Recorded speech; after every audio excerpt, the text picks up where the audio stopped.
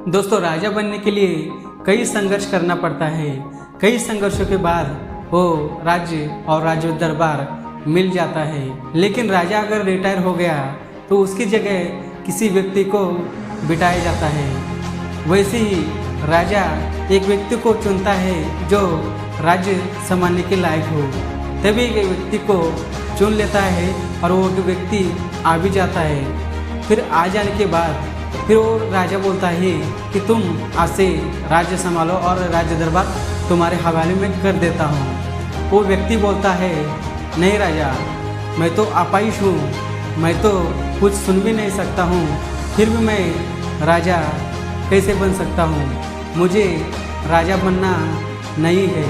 तभी आजू बाजू जो सैनिक उनके दरबार में थे लोग, वो सब सुन रहे थे और क्रोधित होके उस व्यक्ति से बोले, राजा इसको दंड दीजिए, ये तो राज्य संभालने के लायक भी नहीं, तो इसे क्यों राजा आप घोषित कर रहे हैं। सभी लोग बोलते हैं, राजा इस व्यक्ति को मार देना चाहिए, इधर रहने का इस व्यक्ति का कोई हक नहीं है, ये तो ऐसे ही अपाहिज है।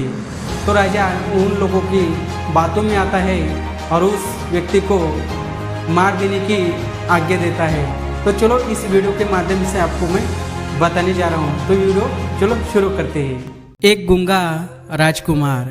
काशी की महारानी चंदा देवी की कोई संतान नहीं थी। वह शीलवंती थी, इसलिए उसके दुख को देखते हुए तापसी लोग के एक देव को उनके पुत्र के रूप में गर्भस्थ किया। जन्मोपरांत उसका नाम तेमी रखा गया। तेमी जब 1 वर्ष का था और अपने पिता की गोद में बैठा था, तब उसके पिता ने कुछ डाकुओं को मृत्यु की सजा सुनाई थी, जिसे सुनकर तेमी को अपना पूर्व जीवन स्मरण हो आया। अतीत में वह भी कभी एक राजा था और तब उसने किसी अपराधी को दंड दिया था, जिसके फलस्वरूप उसे 20 साल वर्षों तक उसद नरक में सजा काटनी पड़ी थी। अंत राजा न बनने के लिए उसने 16 वर्ष तक गूंगा और अक्रियमान बनने रहने का स्वांग रचा।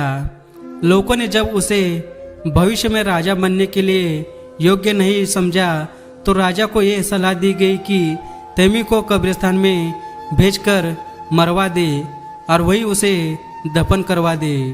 राजा ने सुनंद नाम का एक व्यक्ति को एक काम सौंपा। सुनंद उसे एक रथ पर लाद कब्रिस्तान पहुंचा।